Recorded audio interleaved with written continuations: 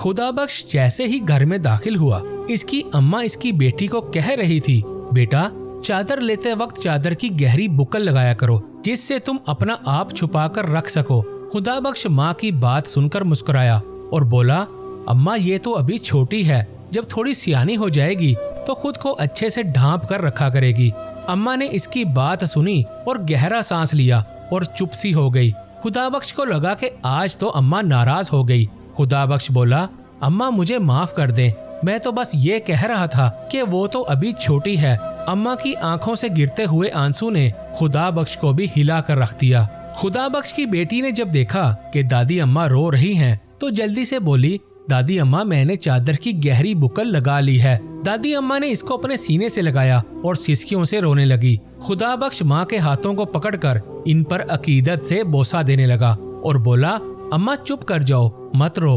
अम्मा बोली, खुदा बख्श इस चादर का रिश्ता हमारी पैगंबर ज़ादियों से शुरू हुआ और मेरा इस चादर की गहरी बुकल से रिश्ता तब ज्यादा मजबूत हुआ जब क़याम पाकिस्तान की बुनियाद पड़ी। ये चादर मुसलमान औरतों की सबसे बड़ी ढाल रही है।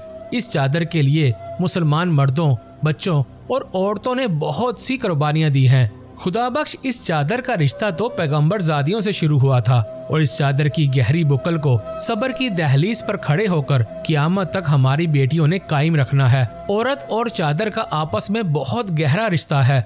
हमने अपनी बेटियों को जवान होने पर नहीं बताना कि इसका और चादर का ताल्लुक है। हमने अपनी बेटियों को ये सबक पढ़ाना है कि बचपन से लेकर कब्र तक ये चादर इसके लिए कितनी जरूरी है।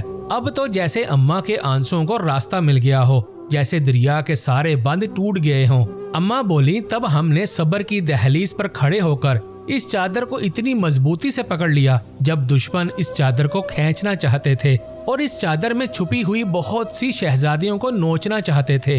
दुश्मन ने बहुत सी शहजादियों की चादर खींचकर इनकी इज्जत को तार तार कर दिया। पाकिस्तान भला कब आसानी से बना? इसको बनाने के लिए कितनी बेटियों ने अपनी इज्जत कुर्बान की, कितनी सुहागनों ने अपना सुहाग कुर्बान किया, कितनी माओं ने अपने बेटे कुर्बान किए और कितने बच्चे यतीमी की चादर को ओढ़कर पाकिस्तान में दाखिल हुए और कितनी बेटियों ने अपनी चादर को बचाने के लिए खुद को बहते हुए दरियाओं और बहती हुई नहरों के हवाले कर दिया।